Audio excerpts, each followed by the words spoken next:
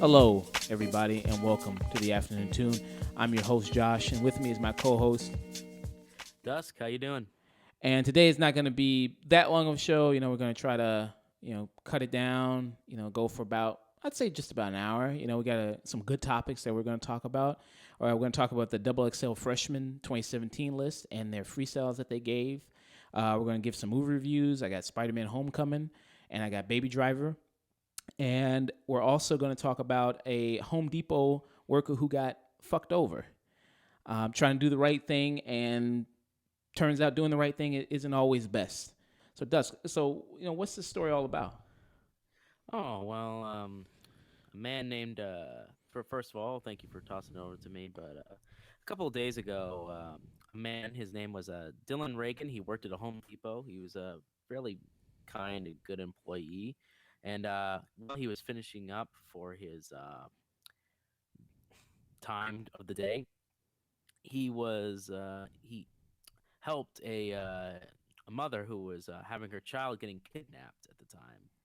Okay. And it's like, yeah, which is a pretty scary thing. So he went out and did the right thing and had another employee of his call the police while he tailed the guy or the person and followed him and was able to get everything secure and the child back into her custody. And all's well that ends well. It should be a celebrated story of a hero and a someone who did the right thing, a good Samaritan. Well, after being gone for about 10 minutes, he was immediately chastised by his supervisor. In his specific words, as Reagan told a TV KGW interviewer, you did the wrong thing. You should have gone back to work. That's what his boss said to him. And Reagan said, and I quote, "It was still the right thing to do. I was I was kind of in a catch-22 situation. I'm damned if I do, damned if I don't." He was fired June 19th. So it was a little while back, but he was fired. Okay. For basically stepping outside from his job during that time to make sure this kid wasn't getting stolen. Now, the whole story is just to rewind it a bit. He was finishing up his job for the day when he heard a scream coming from outside. He looked to another employee and they went to check it out. From the employee, they saw his coworker left the store. They stepped out, and sure enough, there was this lady who's frantic and crying, and she's calling out, "Somebody help me, please. He's stealing my kid. He's kidnapped my child." So Reagan and the coworker left the store, called the police, and went outside.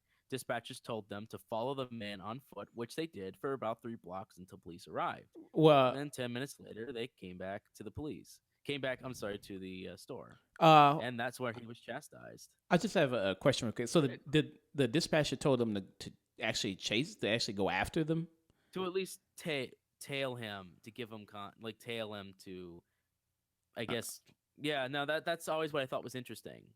Yeah, because I thought the whole thing was they tell you not to pursue. Exactly, which is an odd thing. But the dispatcher, I guess, felt it was an emergency situation and just said, "You know what, F it. Just make sure, follow the guy, make sure that the kid is safe. He's taking the kid. Make sure, follow that guy. Make sure that you can see him," which I think is a dangerous thing. But hey, he came out there, 2 guys against 1 person allegedly, and didn't chase him down, just basically tailed him. But they were only gone for about 10 minutes, and they came back and had helped out this woman and this kid. And Home Depot fired him for it. And in their letter, expressly written to Reagan, the store wrote him in June 29th, about 10 days later, explained why they fired him. And in that quote, this is what the letter said. Mm-hmm. "You were fired because you assisted the police in preventing a kidnapping. This was not a willful or wantonly negligent violation of the standards of behavior an employee has right to expect of an employee." And of course, the store issued a statement Wednesday regarding Reagan's dismissal. "This was a very complex situation, so we're taking another look at the decision. We always want to be certain that we're treating any associate fairly," Home Depot said. Now, the funny thing is, the way they wrote that letter seemed to indicate that they were completely in the knowledge that yes, we know you did the right thing. Yes, you didn't violate any negligent duties, but we're still firing you. I guess. Yeah, basic. uh, I mean, as they basically said, you were fired because you assisted the police in preventing a kidnapping. uh, so, so that was, you said that happened June 19th. So what's happened to the guy now? Like, Well, that's the interesting part. The store gave another statement that same Wednesday when they said, "Well, it's very complex." About on that time frame, about about 10 days or so later, 10 or so days later, on a Wednesday, and said, "You know, we took a second look at this, and mhm, of course, after media and Twitter and a bunch of other people had right. continued the story and basically put a spotlight on the situation, they said, we took a second look at this and have let Mr. Reagan know that we've decided to reverse our decision based on the circumstances. We always do our diligence. We always do our diligence to make sure associates are treated fairly, which we've done in this case. No, you fired a dude for protecting a little kid and his mom from a would-be kidnapper. Yeah. You did not. You do your due diligence. Even though you want to give his job back. Um, interesting thing is Dylan Reagan, the man who was fired, said Mhm. um, he's not going back to work. And Mm. in that quote, he said to the interviewer, "We should be doing the right thing regardless of what company policy is, regardless of what the consequence is. What's good and what's right supersedes what's policy and what's orders, hands down." And that Wow. was it. He's not going back to work, and just Mm. told he basically told the Home Depot, "Oh, that's nice. Let me thank you for giving me my job back. I quit. Give me my money. My Mm. last day. Fuck you. You Huh. should have done the right thing. This should have never been a complex. There's nothing complex about it. I stepped out for 10 minutes to help out somebody and save a kid's life. I Huh. shouldn't get fired over that because you might feel a little testy about a policy. Yeah. It's bullshit." I mean, this sounds a lot like you talking about like Good Samaritans trying to do the right thing. It sounds a lot Yeah. like that situation that happened in Florida, Yeah. where the guy got mistaken for a kidnapper, and when he was really trying to do the good thing, he saw this little girl, walking alone, and he Yeah. was trying to help her find her parents. And Yeah. then all of a sudden, his face and name and all this stuff gets plastered everywhere because her parents thought he was trying to kidnap her, when in actuality he was trying to help her, the little Right. girl, try to find her parents. So I guess the moral is just don't do shit for nobody. Just Uh, mind your own business. Try not to do the good thing. Just stay the fuck no, back. no, no, man. The lesson to take of this is that maybe we're so fucked up as a society that doing the right thing is causing more harm than it's doing good. Right. Maybe we've become so jaded and so hurt that maybe we need to rethink that and rethink what our morals, where we really stand. Everyone says it. I mean, there was another situation. I forget which state. I don't have it in front of me, but there was an individual who found a broken phone on the ground a couple of months back around April, and he saw it was broken, didn't want anyone to steal it, so he picked it up in front of the store, talked to the person inside the store. They said they didn't know who it was, and so he's like, "All right." So he just tossed it in front of his car and thought he could have a friend fix it up, and then whatever fixed it up, maybe he could notify them that he had the phone and that he was like, "Whoever you are, I want to give it to you." Well, the next day, they got a text. The phone surprisingly worked, and even the cracked glass, and they got a text. And so he was able to respond back and say, "Hey, I'll meet you at the place that I want to give it back to you." Do the good Samaritan thing. He goes back, gives the phone. Then, not a week and a half later, he gets a subpoena from the sheriff saying that he's being sued by the people for stealing their phone. I mean, even though he just found it, like they can do that. Yes. Oh, wow. And the police told him, the police response to it was, uh, no, just leave the phone on the ground or put it in the store. Like, give it to the store. He asked the store didn't want it. And or didn't have anything to do with it, and there was they weren't going to follow up on it. Right. No one was going to know. So he thought he was doing the right thing, and of course, the police are, of course, tied. Their hands are tied basically by policy and rules. So Okay. like, yeah, the best we can just say is just leave it where it is. Where other people with malice intent could pick it up, get the Right. SD card, and get all that content in there. Right. No, So no, no. Like, yeah, that's the real smart idea. But so anyways, there is a little bit of silver lining, at least in that recently. He did get a lawyer for it, and they just got it thrown out. oh They're just okay. like, so he didn't. He's not gonna have to. They just like, look, this is some like the lawyer basically like this is some bullshit. Just stop. Okay. So I mean, yeah, it's not like this is the only case. This is becoming a kind of a trend. People trying to do good, but ultimately we have Right. policies and rules and a Right. lot of convoluted and stupid shit around us. Which is why nobody wants to help anymore because they're putting their necks out, and that's wrong. Right. I think we should take a long, hard look and what's more prevalent. Doing like everybody wants something good to happen to them, but we as a people have to decide. Maybe that means personal responsibility for everyone then, because if we want something good to happen to us, we have to have the responsibility to want others to do good too, and we have to treat that good as a reward, not as a danger. Right. But Yeah. no, that's just my thoughts on it. Yeah. What about you? I mean, I just say, hey, I think follow every precaution that you possibly can before you do something. Like, maybe you should Right, call right. maybe you should call the police first just to know, Mm-hmm. like, hey, what's the procedure here? What should I do if I do find something? But you would think in a situation because people love their phones. And you think like if someone found your phone and didn't steal it and was willing to give it back to you, you think you'd be just overjoyed about that, not trying to Yeah, actually exactly. fuck over the guy. I know. Um, and the guy losing his job at Home Depot. I mean, it's Home Depot, so it probably fucking sucks. So Mm-hmm. I'm not, I mean, he's probably happy. He probably has a list of jobs lined up for him. Like he's probably a local hero because this happened in Portland, Yeah, Portland, Oregon. in Portland, Oregon. So I mean, there's probably nothing going on there.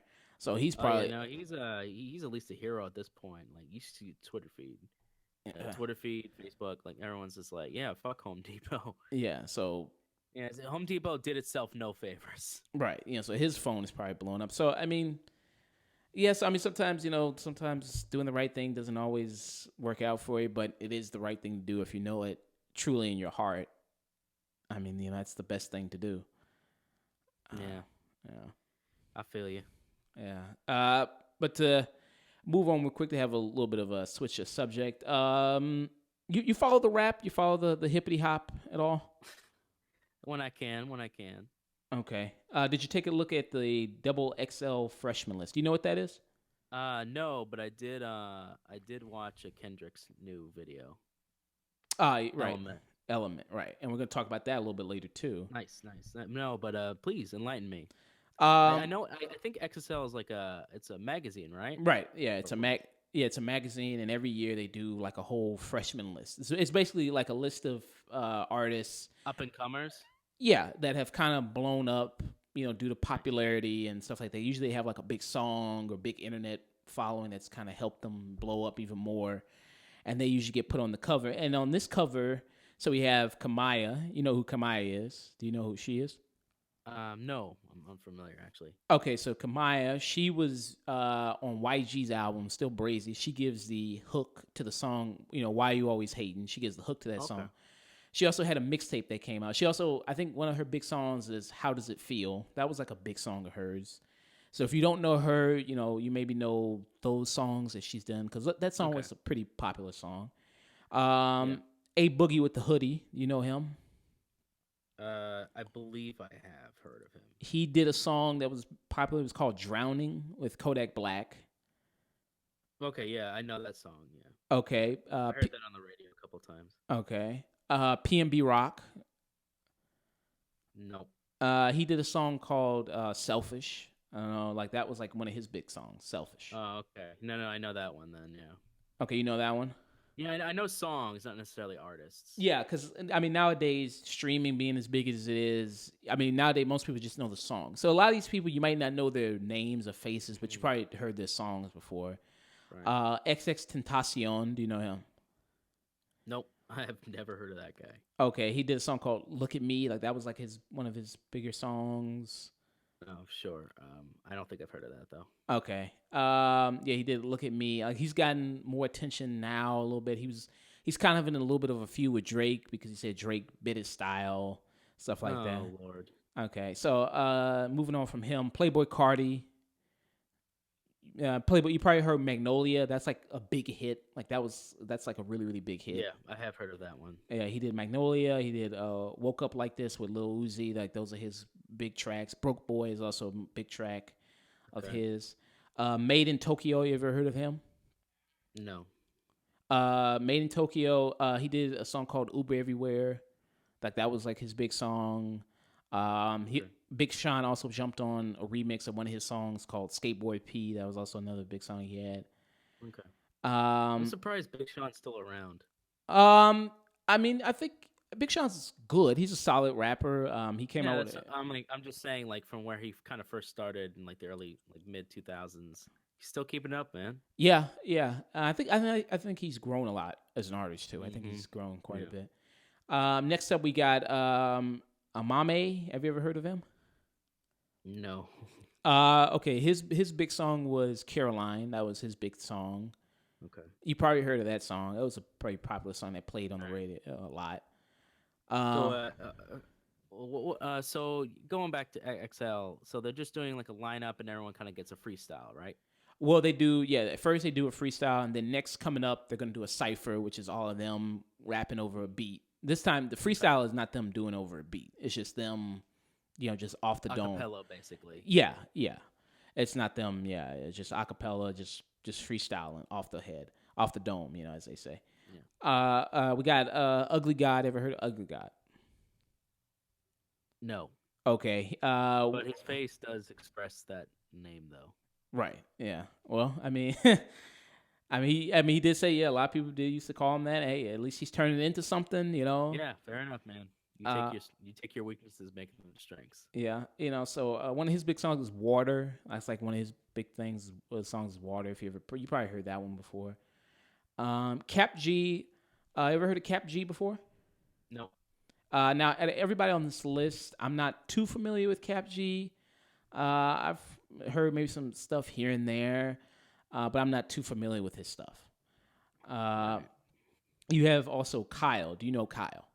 I do know Kyle. Yeah, he did that song "I Spy" with Lil Yachty. A few people I'm surprised they're not on this list, like Dram, who came out like last year. He had a big hit, Broccoli, with Lil Yachty last year. That was like a big hit last year. Someone else I'm not like T Grizzly. He's also somebody I'm surprised that's not on Man, this. I can't keep up no more. Right. So many new artists, man. Yeah, T Grizzly. He also did a song with Lil Yachty from the D to the A, I think is the name. Yeah, from the D to the A. He also did a song with him also. He's pretty good. He's pretty good. I like T Grizzly a lot. He's got some good bars. I like him quite a bit. But again, some artists will reject like the double XL, list. Some of them will probably like turn it down. I've heard, so that could be a reason why. I mean, fair enough. If it becomes basically a blase BS thing, they it might be just say, nah, I ain't going down that trap. Yeah, probably. Yeah, they probably like, yeah, it's not for me. Probably don't want to do it. But and also like I said, they do freestyles. So I'm gonna rank the freestyles, worst to best. Who I thought really did the best, who I thought did the worst. Some people were kind of in the middle. And I think across the board, like what I've been seeing from many people who've judged this, the person who did the worst was Made in Tokyo.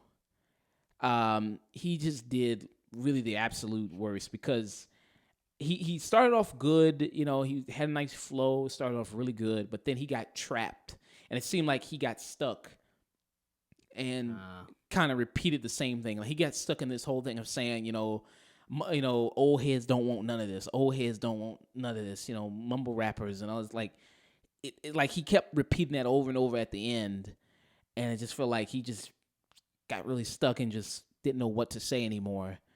and it just was, yeah. I mean, it fell off really quick, and it was just, yeah, not good.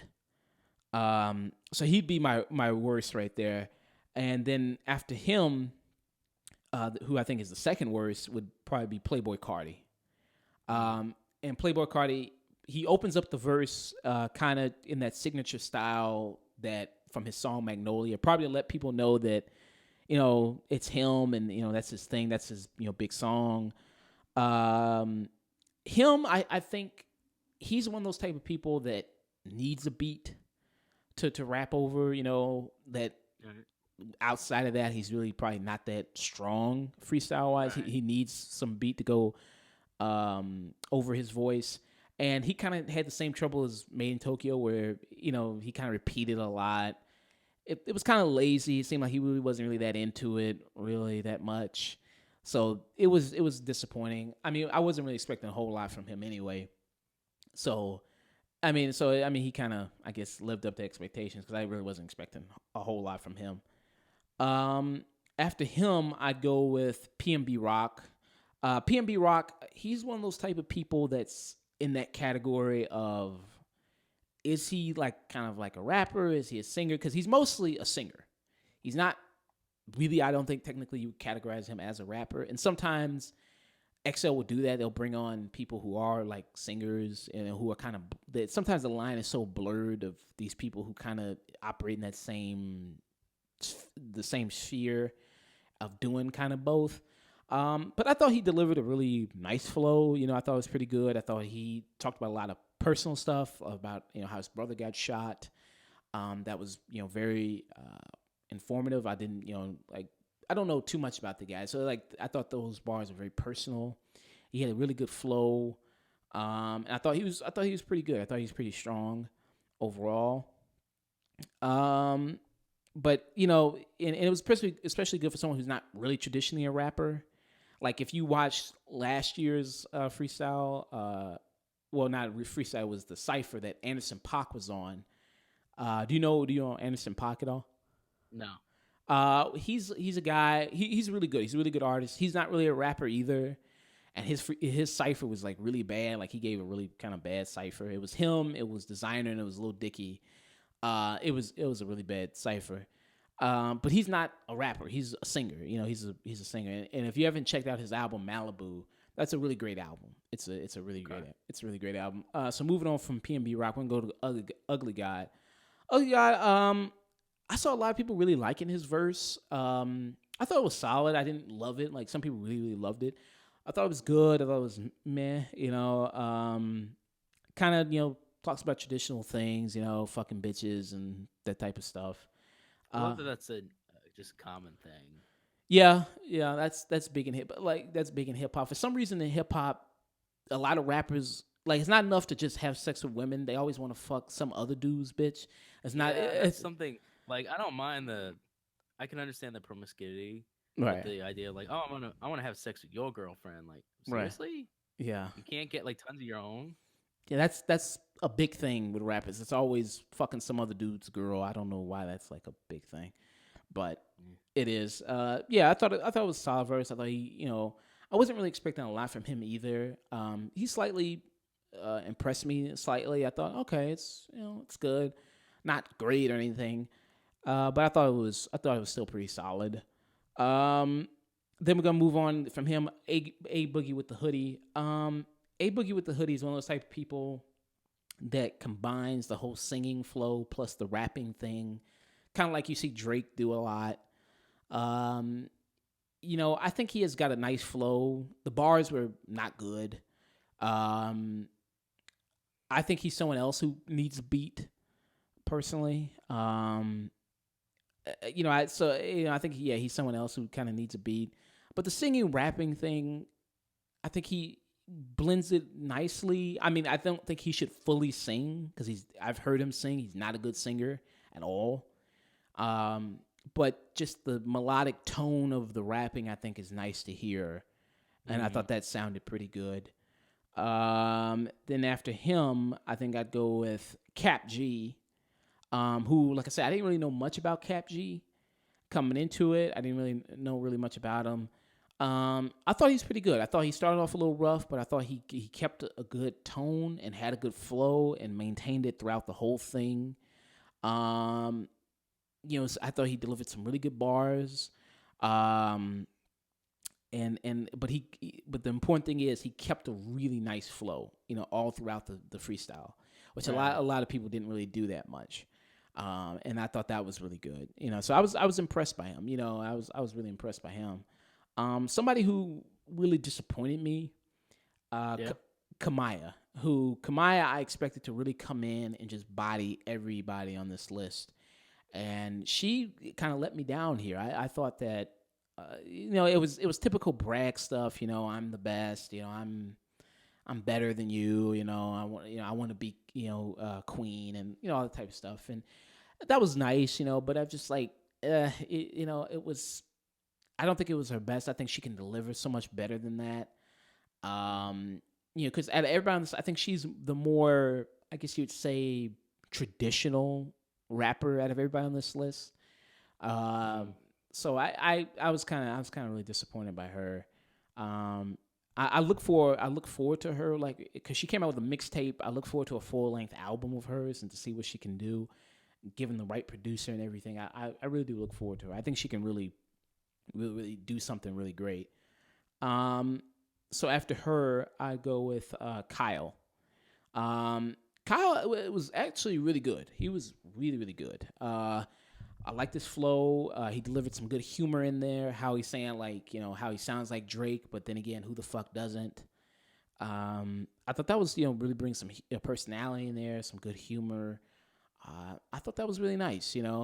Um, yeah, overall, I really enjoyed his verse. His freestyle.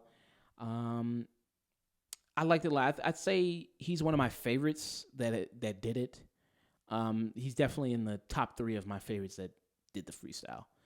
Um, then next, I would go with XXXTentacion. Um, Again, he's a person who really impressed me as well. I wasn't really expecting a lot from him. If you know his music is mostly hype music. It's mostly energy music, like really, like kind of like, I wouldn't say screamo per se, like screamo hip hop or anything like that. But it's he relies on that energy a lot, Mm. which a lot of rappers do now. They really rely on that energy. They don't have much bars in terms of bars, but they can really pump up a crowd and have a lot of personality. But his bars were really good here. A lot of people are talking about his freestyle because he came at J. Cole and the whole false prophets um, situation, and then he was coming at kind of J. Cole a little bit. He was a little difficult to understand. Um, he wasn't always clear. Like, I had to rewind the video a couple of times to even really make out the words he was kind of saying. So that was an issue I had with his verse. But he delivered some nice content, some really nice content.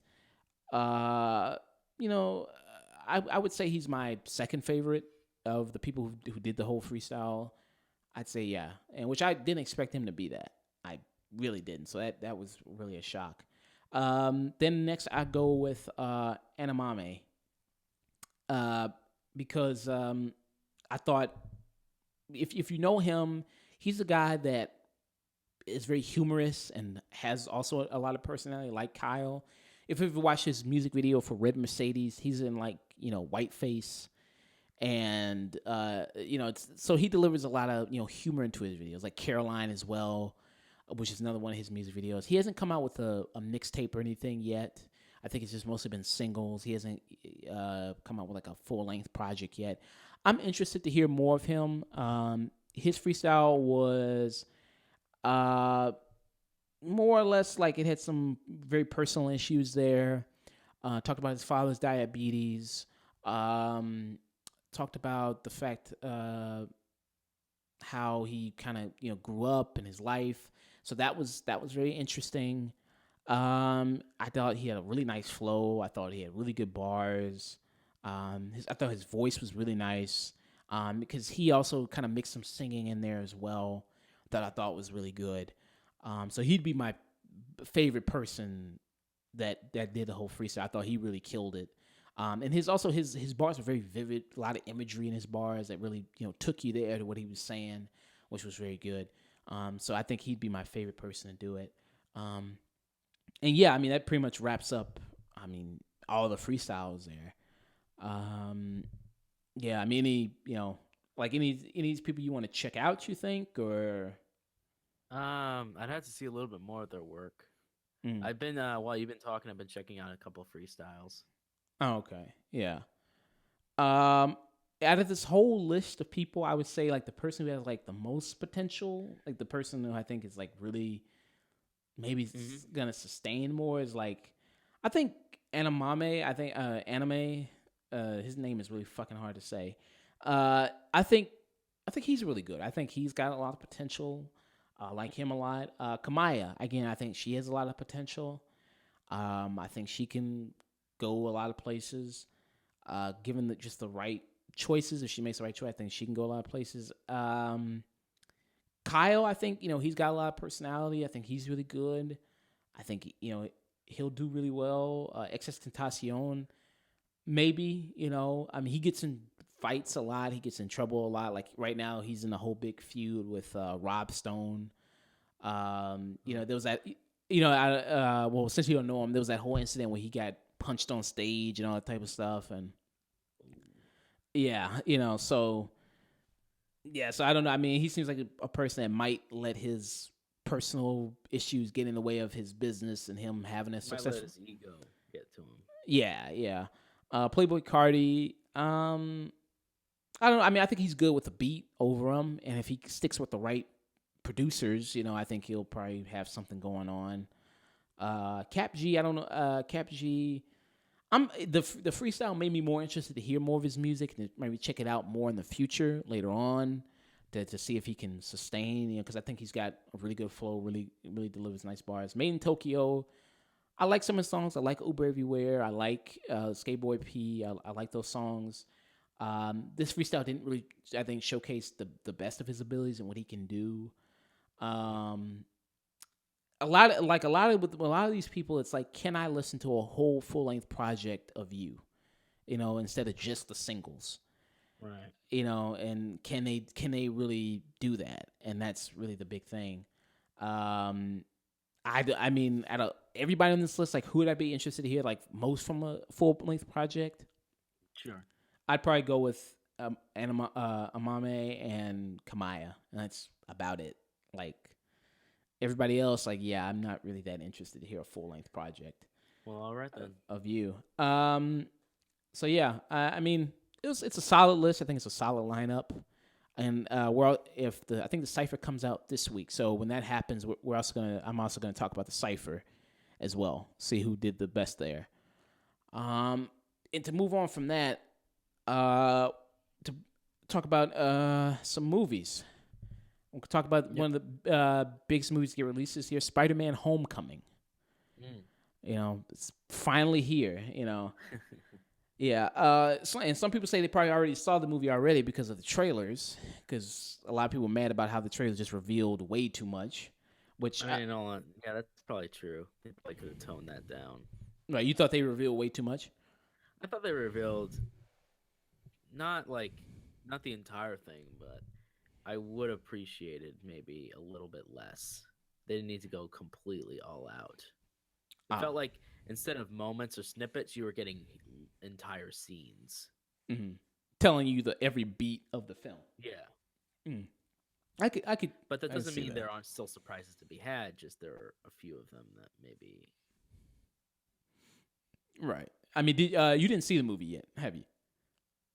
No, I have not. I'm really excited to, but I haven't yet. Okay, so I'm not gonna delve into spoilers because you haven't seen it yet. We're gonna probably do, if you could just get a chance to see it this week, we'll do a spoiler talk.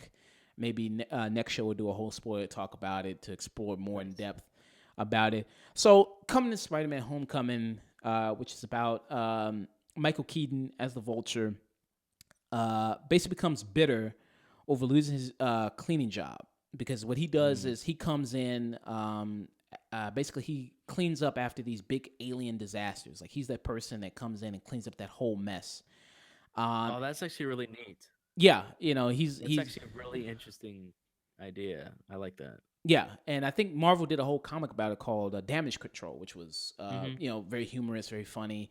And so he's that person that comes up and cleans after those big superhero messes. But the problem occurs when it's Tony Stark again, who creates his own villain, creates another villain, and trying to do the right thing. He's one who starts his own company that does the same thing called Damage Control. That you know does it now. It's not just a private thing. It's owned now by the government that does it. So, Oh my god. so the scene comes in where he's doing it, and they just basically just take his job right in front of him, saying like, "Yeah, you don't have to do this anymore. We're taking control. It's now under the government's rule. Yeah, so you can just go, just drive, Yeah. drive shit." I love how Tony should just sit down and just not do anything. Yeah, because even when he's trying to do the He's right created thing, the most villains out of everyone in the entire team, and then he's like, "We all have to take personal responsibility." I'm like, "Really? You? yeah, You made Ultron? You made Ultron, and then you made you made the guy from Iron Man 3. You right. made every single villain you've ever made, and a lot of them have impacted millions of lives." Yeah, I mean, he's always just that guy trying to do the right thing, but still fucking up. He just can't help it, but just be that asshole, even Yeah. when he's not trying to be. He's just that guy. So after losing his job, Michael Keaton becomes bitter over that, and he starts to use the very technology that he was salvaging, and the very technology that he was salvaging, which is very important because his name, he's playing the vulture, and what does a vulture do?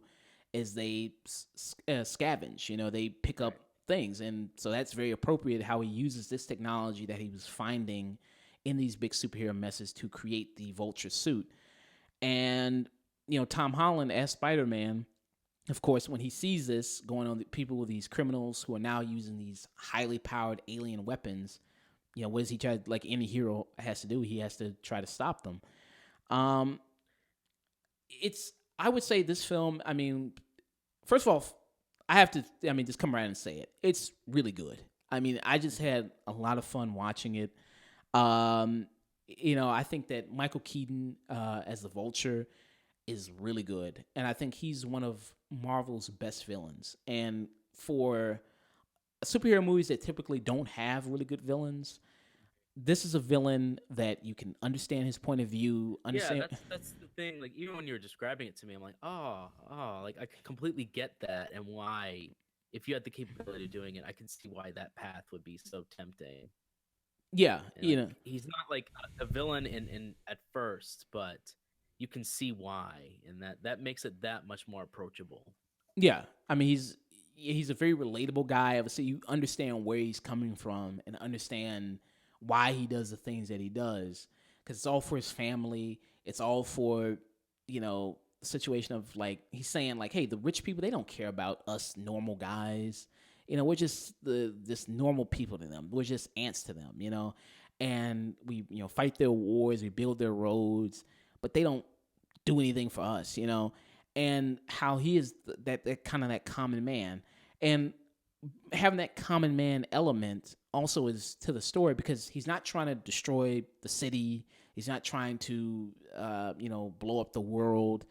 It stays to that friendly neighborhood level where he's just a thief, and it's Peter Parker, who is the friendly neighborhood Spider-Man, has to stop this guy. He's not trying to turn the whole city into a bunch of vultures like the stupid fucking Amazing Spider-Man 2, Amazing Spider-Man 1, was trying the whole lizards trying to turn the whole city into lizards for no real reason. Stolen from TMNT. Yeah, blatantly stolen from TMNT. So it's nothing. So it's a very grounded story, which that's very important, very very well done. And going into Tom Holland as Spider-Man, who obviously he's the main character. Um, he's excellent. He Mm. perfectly captures everything that you liked about, for me, just for me personally, everything I liked about Tobey Maguire as Peter Parker, because I thought Tobey Maguire was a great Peter Parker, but he was an okay Spider-Man. Andrew Garfield, probably a better Spider-Man, but really bad Peter Parker. Tom Holland gets both of that. Like, as Peter Parker, he's awkward, but not too awkward. Not like how Andrew Garfield was playing him like he had Asperger's or something. But he's like a nerdy kid, but a good guy. You can tell he's like a really good guy, sweetheart. And but as Spider-Man, he's also confident. He's also cracking jokes. He's also helping old ladies, giving them directions. And that's important. And It's important for Peter Parker to actually be a hero, yeah, to actually like stay at a friendly level. It's fine when he later gets the ability to do bigger stuff, but the important part is to at least settle down that I like this character first. yeah, very much And that's why I so. think why Peter Parker has survived for so long is how relatable Peter is. Yeah, he's a common man. He's That's good to hear, though. That is really good. That yeah, and uh, one other really like great thing about it is how just all the other side characters in the film. You have Zendaya is playing Michelle. You have Laura Harry who's playing Liz Allen. You have his best friend Jacob Lattimore, I think is his name. He's playing Ned Leeds. How like they all contribute. Hannibal Buress, who plays the gym teacher. All these characters come together, and it does feel like a real high school that he goes to, and everybody in high school looks like they belong in high school. It's not Spider-Man 1 where he's walking around with a bunch of 30-year-olds in high school who look like they should be trying out for the football team in professional football and not high school. Like they all look of age and look like they belong there, which is also really cool because I would love to see how these characters grow up when he finally leaves high school. Because I think in this movie, he's a freshman in high school. He's going to the homecoming dance, and I would love to see that. Seeing this young Spider-Man grow into the man he's supposed to become. Like and seeing all these other characters, because there's a lot of other characters you see. Because there's a lot of Easter eggs in the film, and characters that are going to be other characters. Bigger characters later on potentially, and interact with him later on, and so it almost like in a Harry Potter way, like seeing like these younger people kind of to grow with them, I think is really important and really special. I think for this franchise to see that, and I think the humor is really good in this film. I think that there's great action in the film. Some of it is a little difficult to make out sometimes. Like in the final scene where he's fighting the vulture, that's a little difficult to make out, but I think it won't be that big of a problem. Like I said, I like the stakes of this film. It's not world threatening. It's small and it's very small, very concise. And also a big thing I love about it doesn't repeat the origin. It's kind of doing an origin without really doing it. It's not telling you it's not going through the whole Uncle Ben thing. And then he gets bit by the spider. It gets straight into him being Spider-Man already and how he's dealing with that. And that's great, but he's still learning lessons and still learning to be a hero through the mentorship of, Tony Stark, who's also in the film, who many people are concerned that it'll be like a Iron Man 4 or Iron Man 3.5, with Iron Man coming in and taking over. It's not that at all. Like, Iron Man, he's in it, but he's in it a very small bit. And he's trying to guide Peter and trying to be a father figure to him, but he's failing because his father wasn't a good father to him. And he's kind of trying his best. So so that's very funny to see, but he's not in the movie a whole lot. Like, and if that's many people's concern coming into it, it's like he's not in the movie a lot. And the only real thing I can say that's really I have to rail against it pretty much is a really emotional attachment per se. Like, and I'm gonna rewatch all the Spider-Man movies except for the Amazing Spider-Man. I don't really want to go through that horror again. But Spider-Man just 1 through 3, Spider-Man, and specifically Spider-Man 1 and 2, just to see, like, because in those movies there was such an emotional connection there. I think that this movie really doesn't have. I like Peter, and I like, I like him, and I like a lot of his friends that he's with. But as far as me really feeling a strong emotional connection, because in 1 and 2 you do have Uncle Ben, and how Uncle Ben, his death in the first one, and how that carries over into the second one. You do have a lot of that, and how that really shapes him and really molds him there. And so I would have to go back and see just to compare this film with that one. But as what I'm talking right now, as of right now, yeah, I would say this film really lacks that strong emotional connection that I think Spider-Man 1 and 2 had. Um, Hmm. and I'd say just as far as like ranking, and I'll do a whole ranking of these Marvel movies because every time a new Marvel movie comes out, I like to rank all of them. Like just to see because this is the 16th Marvel film. And I'll probably come out with a whole video of me ranking all of them to see where this one places. And I would say like, definitely it's one of the funniest Marvel movies. Definitely. I mean the humor works incredibly well, especially like when Marissa Tomei, how she's everybody makes fun. She's the hot aunt, and there's tons of Hot May, yeah. yeah. There's even they recognize that in the movie. Like she gets hit on by a waiter. She gets hit on. Tony Stark talks about how hot she is. The dude where he buys his sandwiches from, he talks about how hot she is. Like everybody wants to fuck Aunt May. Everybody does. Well, soon enough, apparently Sony wants to make another movie with just Aunt May. All that I don't know. I think they kiboshed that. I think Kevin Feige probably said that shit ain't happening. I don't know. I think they probably. Oh yeah, I mean, Sony was barely able to get their Venom movie off the ground, and only just to say it's not part of the MCU, but it's in the same verse. Right. Yeah. It's like it is, but it isn't, and I'm like, so basically, like, fine, you can have your franchise, but it doesn't. It's not gonna actually take part, and it won't include Spider-Man. Which I'm like, then there's no movie. Right. I mean, yeah. Whatever. Whatever. So I'm glad to hear that Spider-Man is good and it's funny. But yeah. So it's definitely tune in. Oh yeah. Just give a final rating. Yeah, definitely thumbs up. Definitely tune in. And another really funny thing about the film is how people are so used to superheroes in the world. Like when they see him, it's just like, oh, you that spider guy, right? Hey, do a backflip, like he's a circus animal. Right. I mean, I think this is literally a kid who can lift a bus and have incredible sensory abilities and later on ridiculous level of power later on. But yeah, sure. That's funny. I like that. Yeah. No, I'm looking forward to it. It sounds great. Yeah.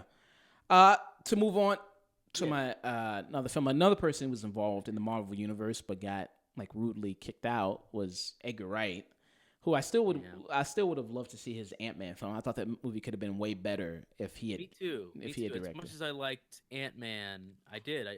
I thought he had all the right materials to make something really special. And so when Edgar Wright was kicked off the project, I went, "Oh no, it's gonna suck." And then that was my feeling. It's gonna suck.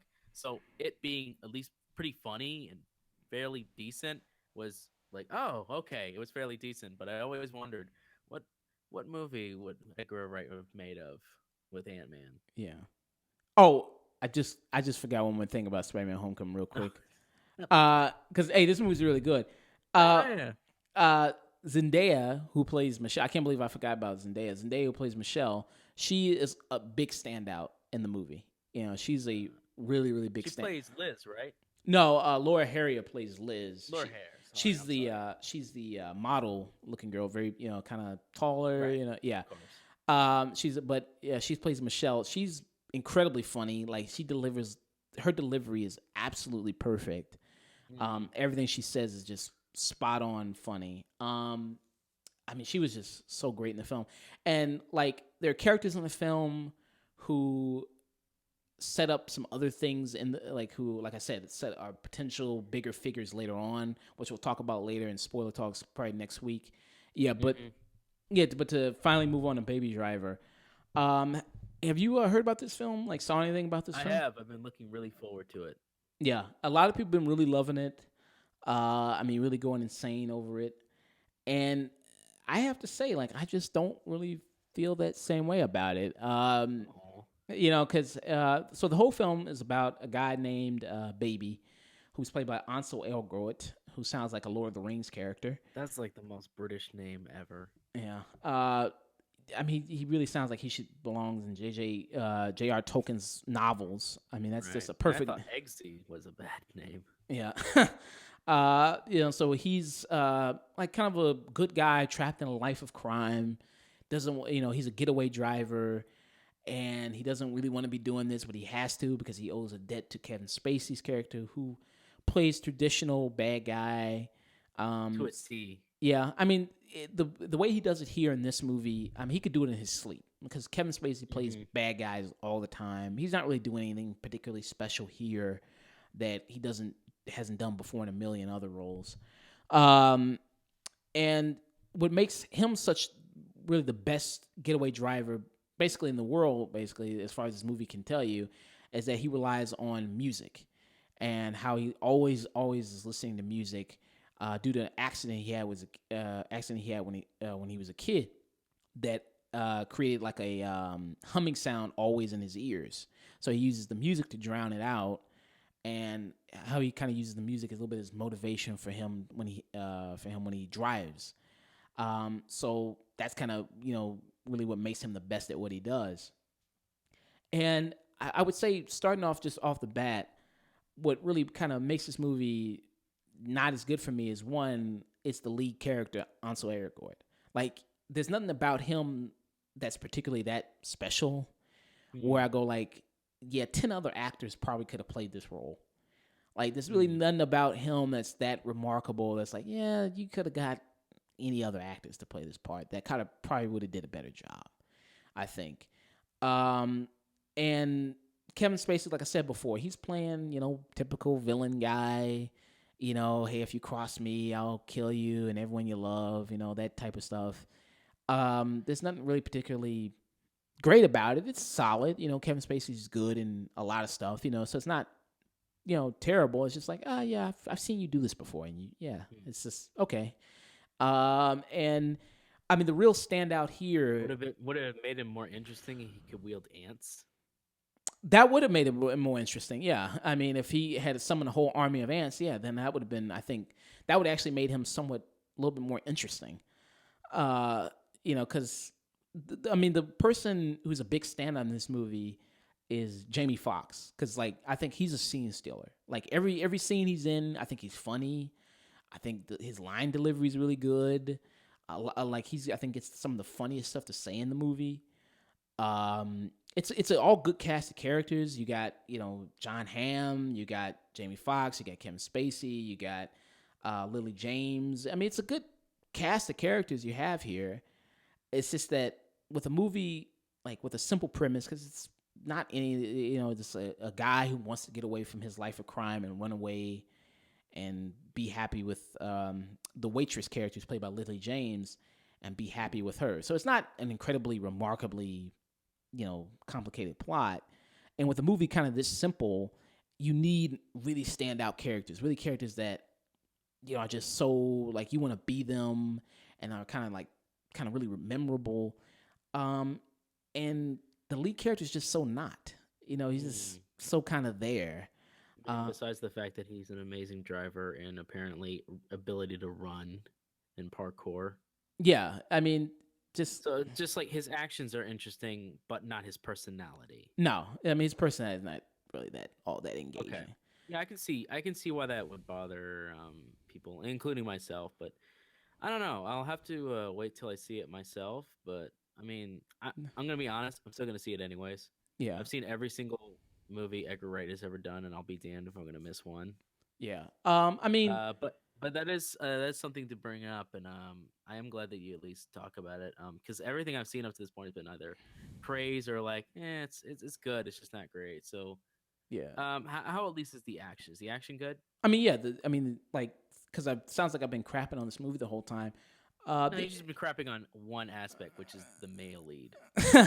Yeah, that's true. I mean, also some other stuff. I mean, I thought the dialogue is not as sharp as it could be. I think like I said, with a story this simple, you need to have great characters, really great dialogue, that really just makes it really Especially pop. for like a heist movie. The heist movies are almost legendary because everything is tension filled. You focus so solely on those characters that they have to be top notch. Yeah. Like great examples of it are like Heat, Reservoir Dogs. Yeah. Yeah, and like I said, you have great actors like John Barenthal's in it. Yeah. He's not in the movie a whole lot, by the way. He kind of comes. He's not in the movie a whole lot. But big pros in the movie. Yeah, the driving scenes are really nice. Does it look a little bit supernatural? like the way he can drift and do all these things. I mean, yeah, I guess to a degree, but who cares? It looks really nice when he does it. Yeah, as long as the tone is established, you can go with that. Yeah, I think that's really nice. Also with the music, the way they use music in the movie is really good because there's a lot of this really is about the music, Hmm. and how the way he listens to it. Because like for instance, when you're in the theater and you're listening to when he's listening to music, like if he takes out like a left earbud and he only has the right one in, you would like in the theater you would only hear the music coming from your right side, and vice versa, which I thought was That's actually really neat. yeah, yeah, I thought that was like really cool. I thought that was really So well done. I guess the thing I'm getting from you at this point is it's slightly style over substance. Sorta, yeah, slight style over substance. I mean, there's some cool elements in the movie.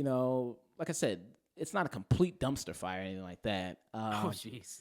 I think the and also the soundtrack is really good. I like the soundtrack a lot. I like the fact how the music syncs up with the events of the film. I think that's really good. Um, I mean, Lee, a lot of this does revolve around the music. I mean, Edgar Wright even gave a whole, I think it was like a round table or like he gave an interview where he said, yeah, I mean, a lot of this was based on like his playlist and, about a lot of the music that he loves. That explains a lot, actually. Yeah. And it's not, I think it's a good film. I mean, some of Edgar Wright's worst is, I think, a lot of directors' best. Mm. Um, I wouldn't put this up with some of his best, like Shaun of the Dead or Hot Fuzz or Scott Pilgrim. I'd say it's good. I would definitely recommend thumbs up, tune in for sure.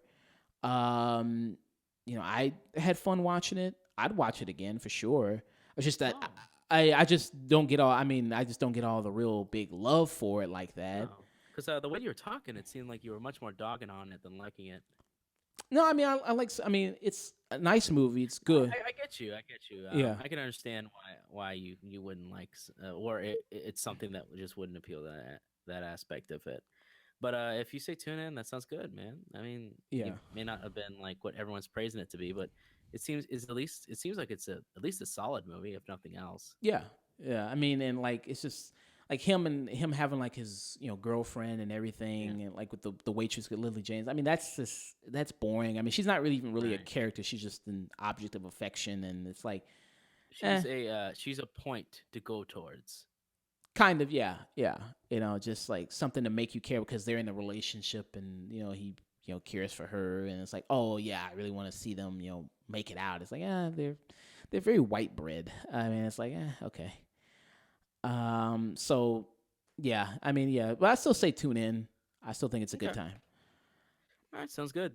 Yeah, and also you have a review coming up for us, Wonder Woman. Yeah. That'll be kind of the last thing we do today.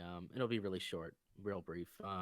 Okay. We talked extensively about it before, but I had some health issues, unfortunately, and recently that stopped me from going to the theaters for a little while as I recovered. But I was able to check out a big superhero movie that came out that has been getting a lot of praise recently, and that movie is Wonder Woman. Mm. And I'll just save it to really short. It's good. Mm. All right. Well, that's it. Okay. Well, let's Yeah. just wrap this up. I mean, you pretty much said like I'm gonna be honest. You pretty much, if you go back to your last review when you talked about it, pretty much everything you had to say about it was exactly as I feel about it. I Okay. don't really have anything really extra to add, except for the fact that I really enjoyed the characters. I thought Chris Pine was great. Gal Gadot was a little.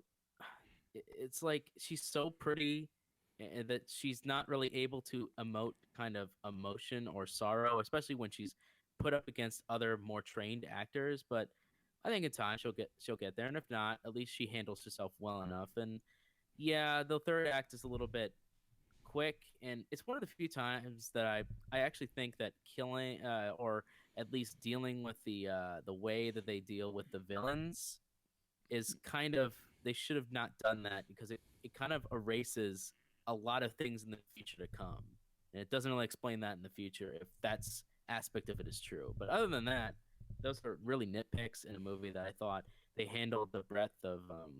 They could have gone so many horrible directions. It could have been like a pandering feminism, fuck you men movie. Could have been a, well, we don't really want to show her like, we won't show her being like as super awesome because we're afraid, that might not work out, and like kind of cowardly Hollywood style. But surprise, surprise, it ended up being just an all-around good character movie. About there are a couple of things in the movie that maybe I think they're cut out that I'll be interested to see the extended cut. But overall, I felt that everything kind of filled its point.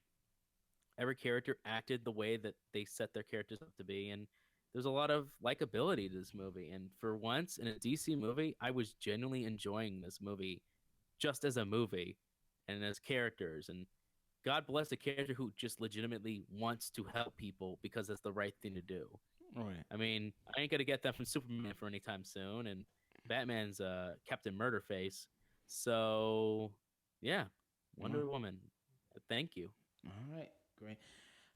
And also I forgot about like one thing. Sure. With Kendrick Lamar's Element music video, we're just probably gonna say that for like a last thing to wrap this up. Yeah. Did you see it? Oh yeah, I saw it. Yes. I was confused. I was confused when I saw it, but I saw Right. it. Well, at least it's I think a song that matches the music video. Like you see some of these Oh yeah, times, definitely. The like beat and tone matched it. I just had no idea what. Like I could kind of get what he's doing, talking about all different aspects of African American life and all these different kind of moments, but it's not really necessarily coherent. It's not really a story being told. It's more like aspects or moments, and like a mm, couple of things here and there are a little bit weird, but I dug it. The song itself, I wasn't too big of a fan on, but uh, I at least dug what he was trying to do and the lyrics that came with it. right. Um, I mean, that's pretty much what I've been saying for everything ever since he's made Good Kid, Mad City. It's just like I more appreciate his music rather than actually like it. mm, yeah, I mean, he's the guy that he's the conscious guy, so Yeah, everybody's always trying to look for deeper layers, deeper meanings, and all his stuff. Um, I mean, it does look like the music video is trying to portray just violence and you know just throughout, I guess, violence amongst right. black people and how that's kind of passed on. Right. And That's the element they live in. yeah, how you kind of have to do that to maybe survive or maybe live in. I Uh, did appreciate though, in a weird way. I don't know if you recognize this. I don't know if you know much about Arthurian legend. mhm. The hand reaching from the water and Uh-huh. lake. That was very kind of Arthurian in a weird way. Like the legend of the lady in the water uh, was the witch who gave King Arthur the sword when it first started. Uh, That's how they got the sword in the first place before it came in the stone. It came from the lake. But I think it's interesting that he just has a hand going on and there's just nothing there. And that might just me just going really too deep, but I thought mm, it was interesting nonetheless. yeah. Also, I did notice a lot. There was a lot of like kind of like patchwork suits and stuff that would be from kind of the '70s. So I thought that was an interesting. yeah. I didn't make that connection though. And definitely like this part of the video, I definitely know what I'm making the thumbnail because like the scene where he's about to slap the shit out this guy. Oh yeah, Yeah, that's definitely gonna be the thumbnail right there when I post that's this. beautiful. Yeah, that's because that is perfect. I'm surprised that hasn't been memed more. Yeah, I'm actually surprised because when I saw that, I'm like, oh, he gonna get it. And the fact that it's in slow motion, like, Yeah. So I mean that's about it. It's I guess it's time to wrap up. Got any final words for the people at all? nah, try. I mean, I guess to wrap all the way around to the very beginning, be careful, but still be a good Samaritan. There are people out there that appreciate it. If you would help me, I'd appreciate it. And let's try to get along. I mean, world may be a little bit of trouble at the moment, but keep it together. Help a Mm-hmm. neighbor. All right. Great message. Great message. So just want to say see it. Be a friendly neighborhood Spider-Man. Yeah. So just want to say see it to the people. Don't forget to always like and follow our page on Facebook at facebook.com /the afternoon tune. Hey, follow us also on Twitter at twitter.com /the afternoon tune. And also don't forget to also like and subscribe to us on YouTube. Now we don't like if I say youtube.com /afternoon tune, that won't take you directly to our page because there's like, we don't have enough subscribers to maintain that URL.